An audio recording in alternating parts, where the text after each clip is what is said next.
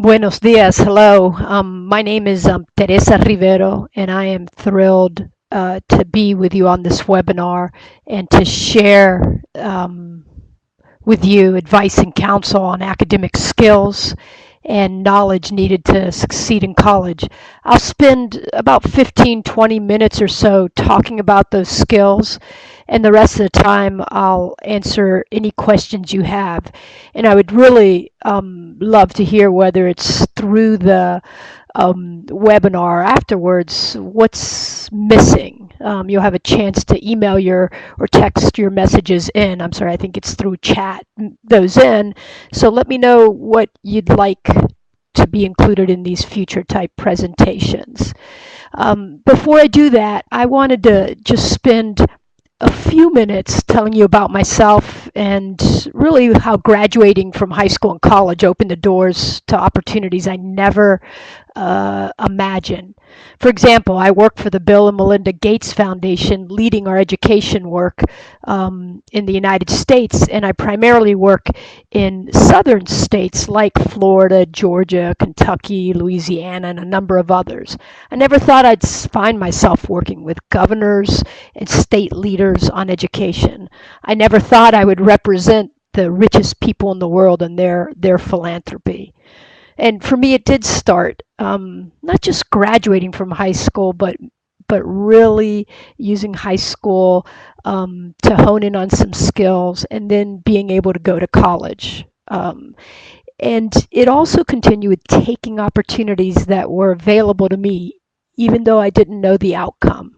My family always emphasized to be involved, be active, and use my voice. And I'm Cuban American from Miami. And while Miami's full of Cubans now and other Latinos, 40 years ago, we were some of the first Cuban children born in this country entering the school systems. And the schools didn't adapt quickly to changing student populations and supports. So, like like many new immigrants in this country, they started completely over.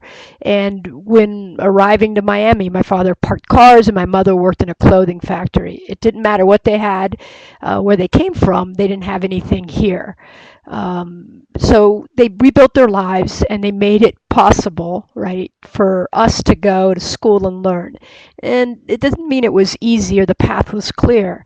So this story may be, isn't unlike a lot of stories, whether their families came into this country or are in this country. The path to graduating from high school and going to college not being clear. Of my 12 years of public schools in Miami, I went to 10 different schools. It's not that my family wanted to move me in and out of schools. They were always looking for a better path to improve our lives. I entered kindergarten not speaking a word of English, and my teacher called my dad to tell him I needed to be in remedial kindergarten, and the slow group, as she called it. My dad just essentially said she didn't speak the language. I was bused to a school 6 miles away when we had one 3 blocks away. And my high school counselor told me that instead of applying to schools like Emory University, where I graduated college from, I should consider applying to the local technical college. Now, the local technical college is a really amazing option because it provides really good education for those folks that say, hey, this is what I want. The point is that we each should have our path open to us because we're choosing what we want. And sometimes after I was accepted to college, some people in my family didn't think a girl should go to college and study far from home. However, I don't really remember the barriers that I just mentioned. Instead, I remember that growing up in a home where education was important at the dinner table, and that learning the value of hard work was really important, such as graduating high school and going to college. And it was always important for me to know that college was possible, even though it was just like, how are we going to pay for it? How is it going to happen? How is it just all going to be? But the message I really want you to take away is that graduating high school ready is really important, and going to college is really important, and working hard is really important, and no matter what situation. But it's also about that that really thinking about the opportunities in front of you and making something of it. I encourage you to take those opportunities that are presented to you, whether it's in extracurricular activities or neighbors that know someone that want to introduce you to someone else, and I encourage you to take them and fully participate to learn and meet people and to see what's possible, even though there's a lot of unknowns. And working hard, and taking opportunities are important. Also searching for information and knowing what is expected and necessary to succeed in what's important. So with all of that said, I'm going to go ahead and start with the skills and habits of mind to help you succeed. And I see that a number of more people joined us since the beginning of the webinar, so welcome. And my name is Teresa Rivero. So I'm going to bring your attention to the slides, that the presentation that's in front of you, and talk a little bit throughout this presentation. And please note your questions and send them all in. But what academic skills and habits do you need to succeed in college? And as I scroll through the slide, you're going to see, I want to draw your attention to this slide with skills and habits of mind to help you succeed. And these are kind of broken into things that will happen in a classroom, right, and things that happen outside of the classroom. So having really strong writing skills, right, that you can put together and an essay and be able to communicate what you're thinking, why, and what argument you want to make is really important. Problem solving, right? Not just knowing the answer, but why did you get to that answer? And that comes to critical, analytical, and analytic thinking skills. Really being able to, in addition to know the information, is what application does it have by drawing inferences and reaching conclusions. And we get really caught up, and I want to point out, a lot of people and young students get really caught up in, I've got to have the right answer. And yeah, there are many times that the right answer is important. And there are many times that it's really important also how you're thinking about things. What is behind your thinking and your logic to support your answer? And when maybe sometimes it's not the popular answer, it's really that you can follow your thread of thinking.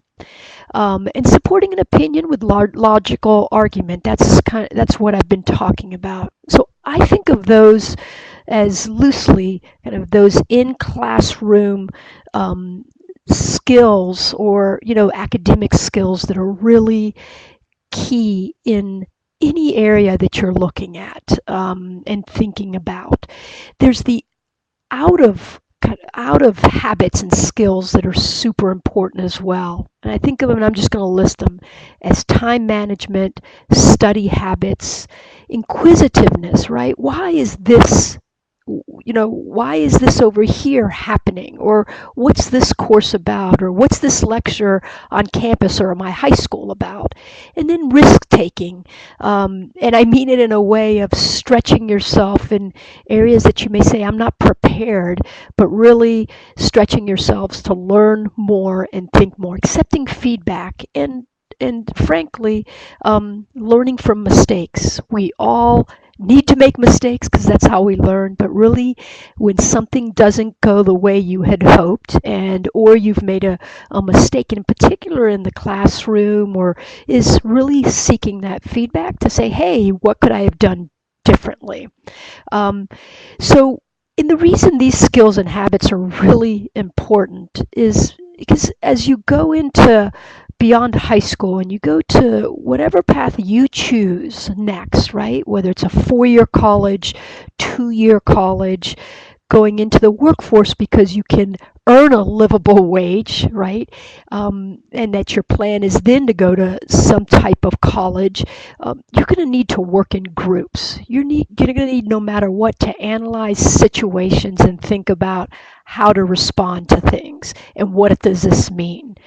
You're going to need to self-monitor, right, and do these things. They won't be shown to you, right? In college, you select courses, but there's really no one that's out there saying, okay, now at 10 o'clock, you're going to go to this class, and at 3 o'clock, you're going to start studying. It's really self-monitoring skills with discipline, right? So those are this is why this is so important. It's thinking about what skills do I need, and how do I make them a habit, and how is studying independent level living, right, part of what I need to make sure and know how to do. And then how do I advocate for myself, not just wait for someone to come to me to bring me information. So I think those are skills that I hope you think about, and where you need more information, places like the College Board, places like different scholarship funds, the National Hispanic Scholarship Fund, you name it all. There's really good information out there. So, so in addition to skills, it's, you all are probably from a range of different grades in high school. It's thinking about the right classes that you're taking. So some of you may be already well into your junior year, but still thinking about the classes that you select, no matter where you are in high school, is really important. And it boils down to just a few things. As you go along your high school career, start taking more and more challenging courses. Those are going to be closer to the courses that you're going to experience in college. When possible, take AP, Advanced Placement, IB, the International Baccalaureate's honors or college prep courses if they're offered at your high school. Sometimes you're able to look at doing one of those classes near your home if they're not offered at your high school, and sometimes you're able to really take them online. I think as much as you can when you can get in the classroom and around other people is what I would suggest. And in your high school, take at least 5 academic courses each semester. And so on to the next piece. Specifically in English and language arts, the skills you'll need to know in college are reading and comprehension, really being able to absorb a lot of text, but as much as absorbing it is, what is it saying, and how do I then play that back? The other piece is to write, right? And we talked about that earlier. Then the research skills, how do you find the right information and when, and critical thinking skills. It is really important to take an English class as often as you can every year during your high school class. And for those of you like myself in high school, I really struggled with the English skills, and when I went to college I had to take what they called the developmental English, is seek support. It was the best thing I could do to not take the regular English and get support in college, but I wish somebody had pointed that out in high school, because it would have made my first year a lot easier. So just know that these are the type of things you should focus on. Math is your friend, I will say. Believe it or not, if you're like me, I was just like, oh, I'm going to take the required math, until my oldest brother said, take as much math as you can in high school, because this is why it's going to help you.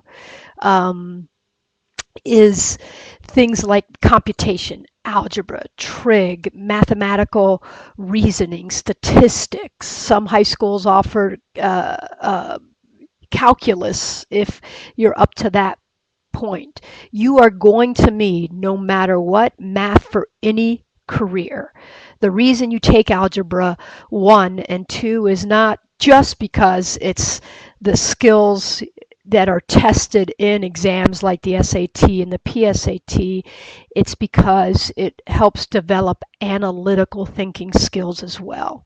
So for those of you that are, wanting to go into related fields, science-related fields in 4-year university, take I can't emphasize as much, take trigonometry, calculus, or statistics. And if it's not at your high school, talk to the college counselor, your academic advisor, to get support on how to access that. It's really important.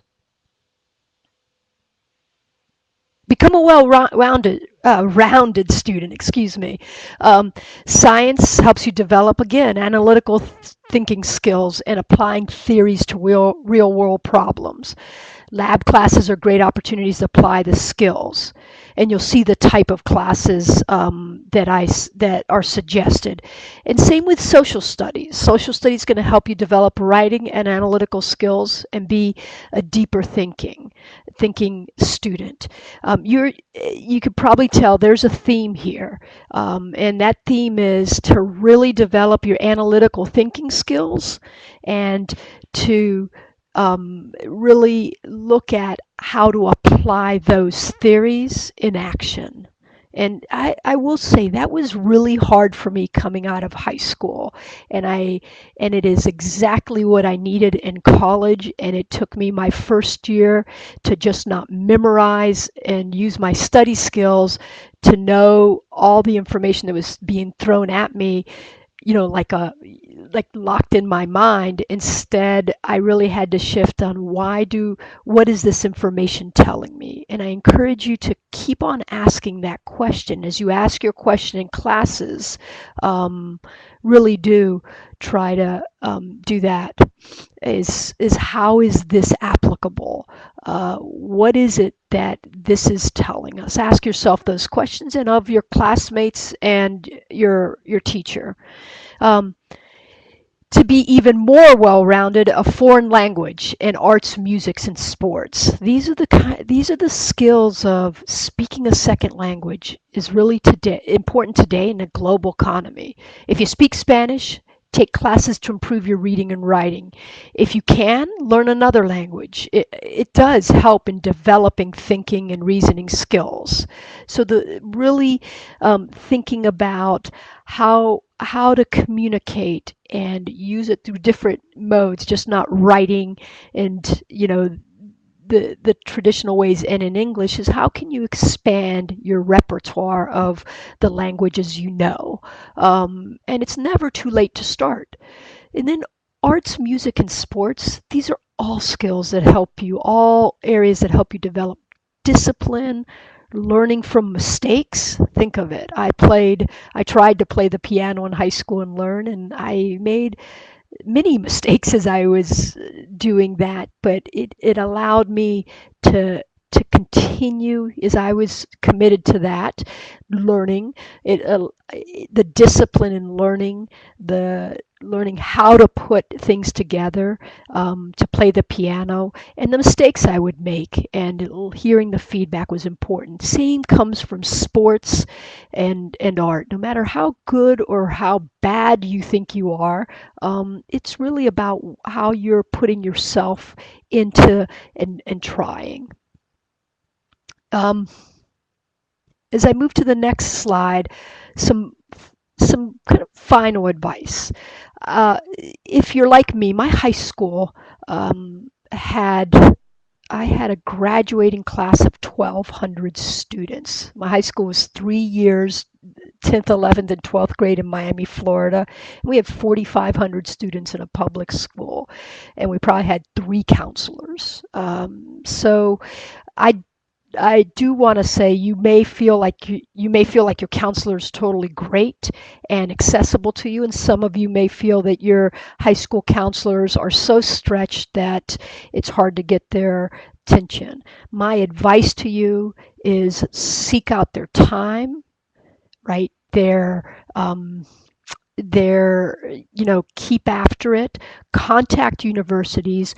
Use the online tools to find out exactly what courses universities are looking for if your counselor can't help you. Look for friends that have gone to college, or brothers or sisters of friends, or your brothers and sisters like I did, and really ask those questions. And do it from try to get different people to talk to you about what they've experienced in college and about the academics.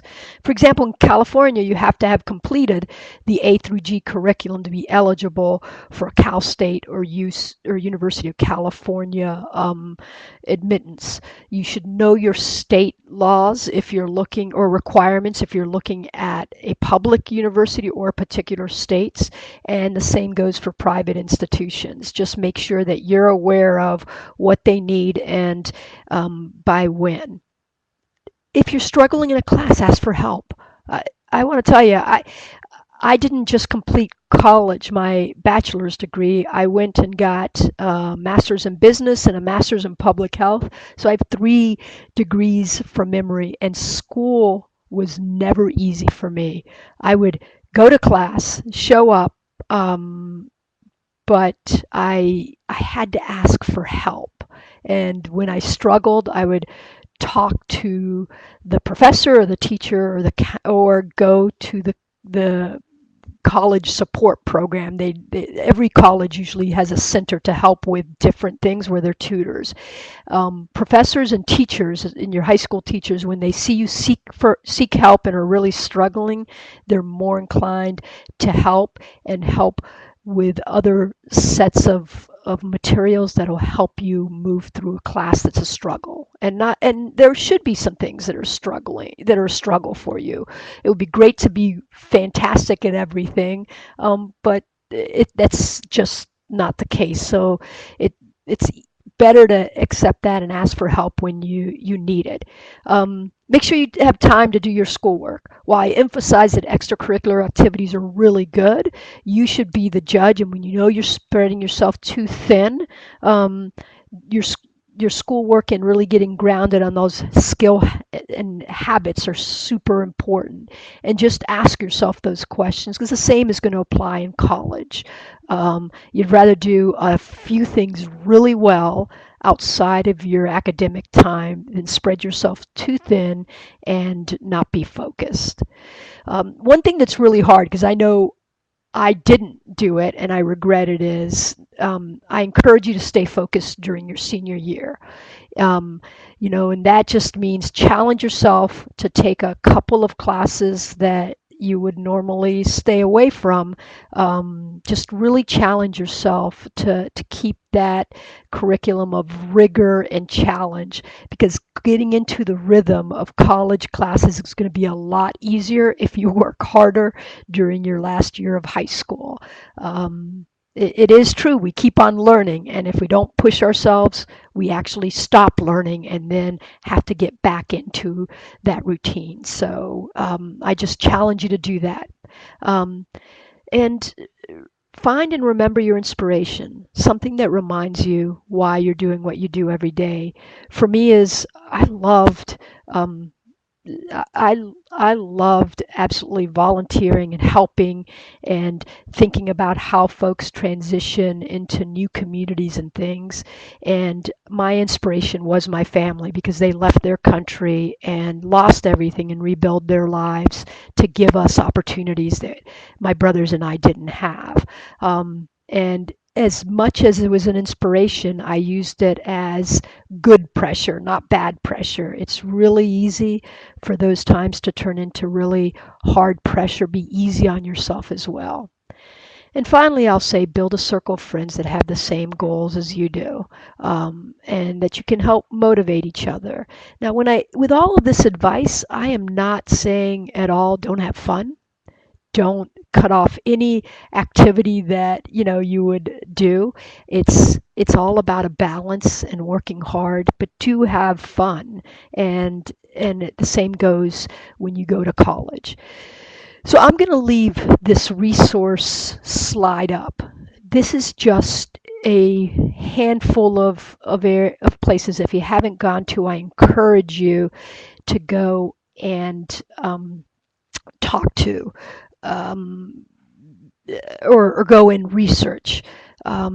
because they have some good information on there about college planning, college board, the big future campaign, step by step advice each year, and scholarships. And I only list one scholarship fund. There are a number of national scholarship funds, but uh, something that's really hard to find, and I would encourage you to search on the internet for places in your local community, and really look at whether it's a community foundation or businesses or the Kiwanis Club or the Rotary Club. A lot of places offer small little $1,000 or $1,500 scholarships, or even 500.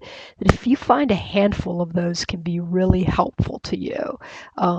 Do that work and see what's out there in your own community, and it'll surprise you sometimes.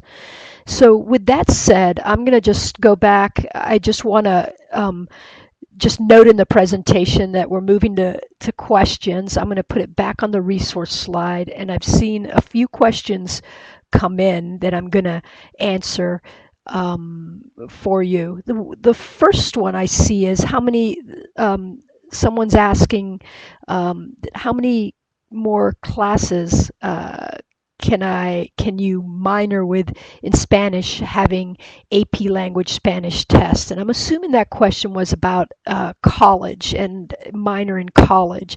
And that's really going to depend on each university or college curriculum. So I think that's an important question to ask. Usually it's 3 to 4 subjects, of the particular minor or major that will make up a minor, but that really is going to depend on what any particular university is saying.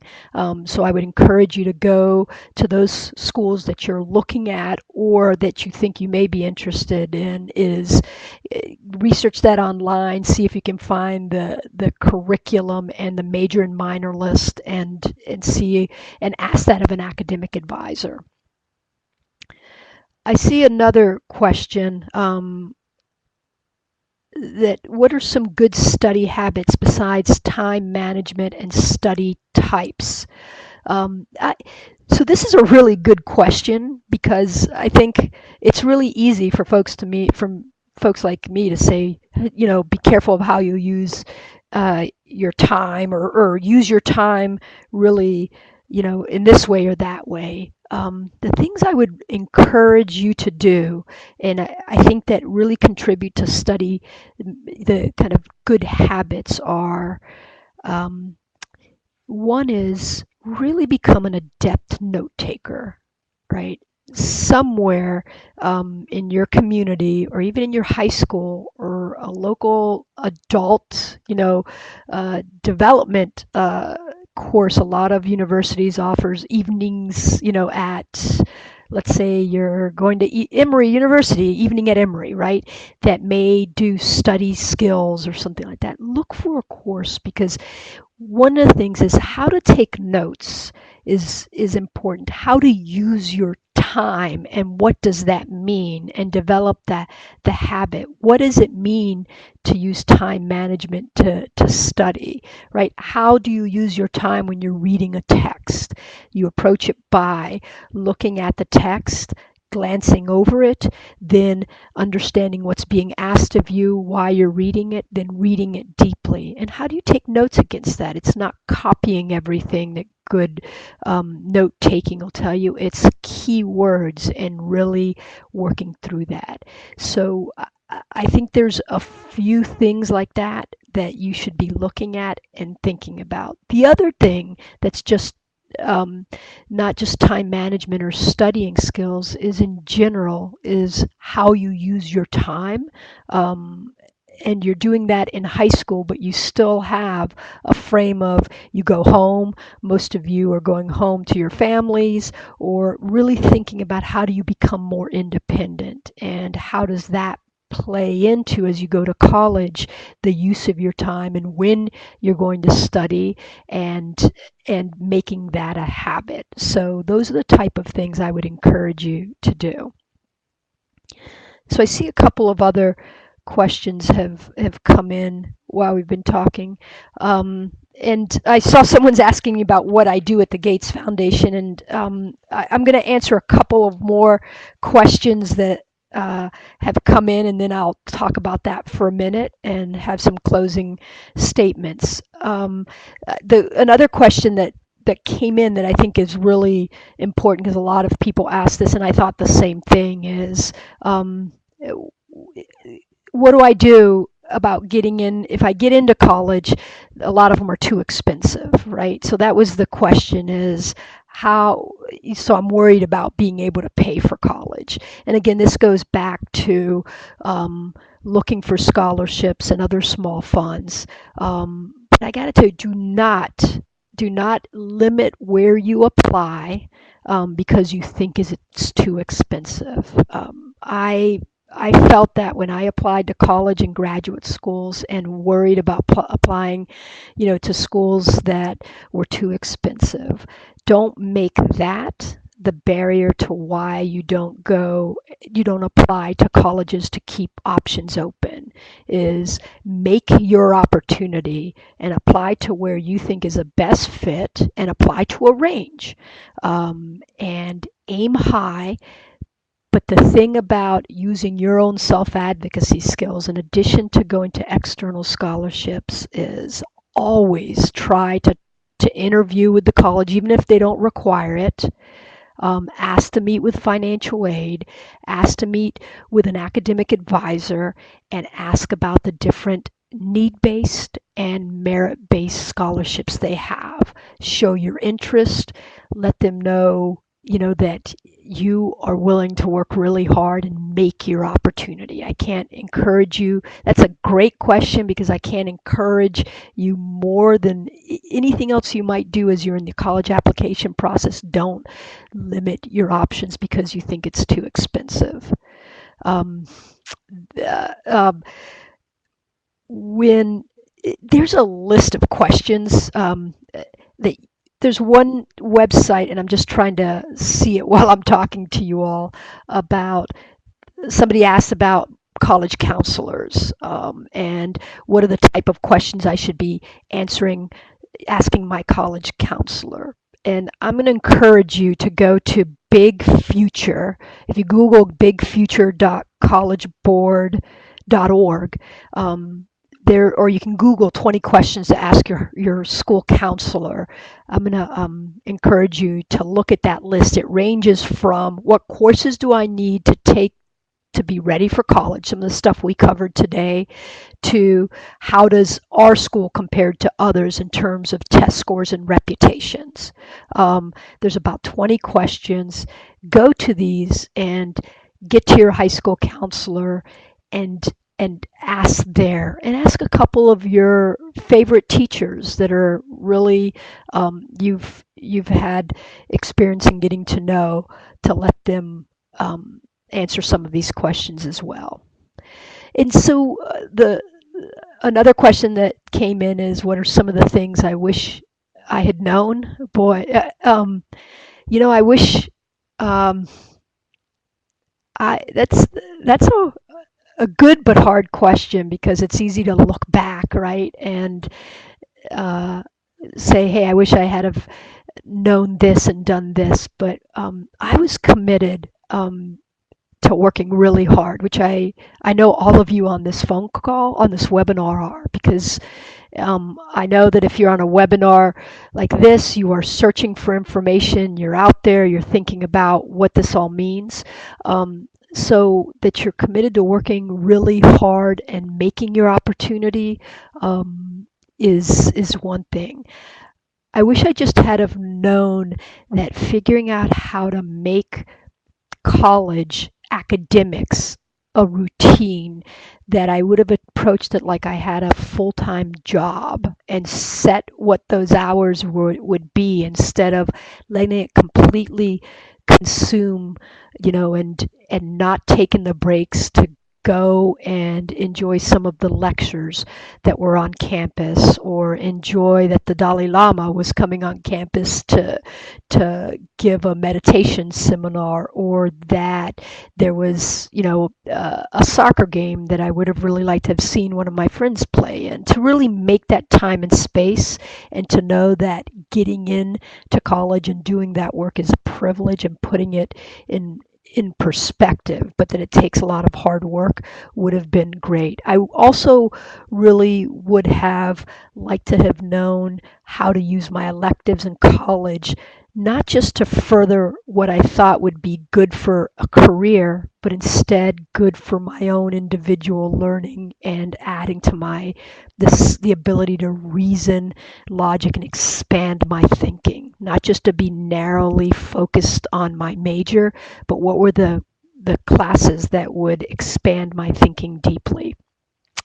So those are the type of examples I would give you. And the last thing is to weigh every year, am I trying the most I can? Am I getting what I need out of this experience? Because it costs money.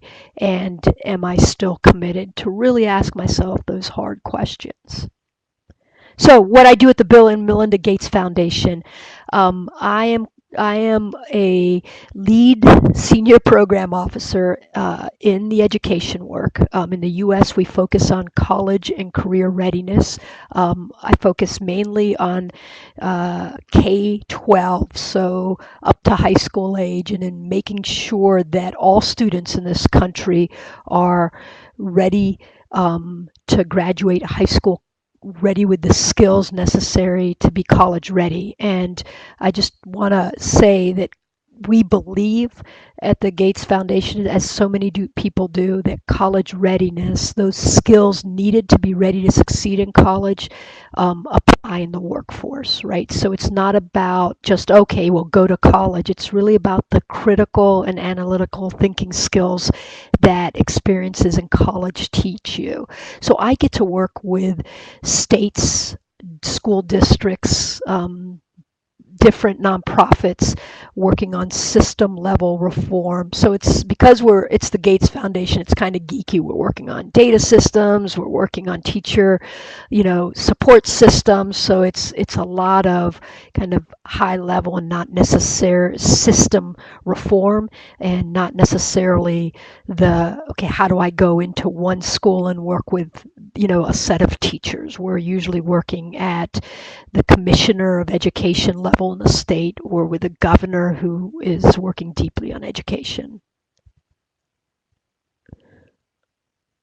That is, it looks like that's it for questions right now. I wish I could actually talk to each of you. I wish you the very best in your own journey. And as I end, I just want to remind all of us of a great poet that I love, Antonio Machado. And in Spanish, he says, "Caminando se abre el camino." And that in English, obviously, is by walking, one makes the road. You are on your way, and well on your way to making your own road to an amazing life with great triumphs. I just encourage you to take that ownership and take those opportunities in front of you, even though even if sometimes the road isn't clear. By walking it, you're going to learn something one way or another, and be open to that. So best of luck, and I look forward to running into many of you in the future. Thank you.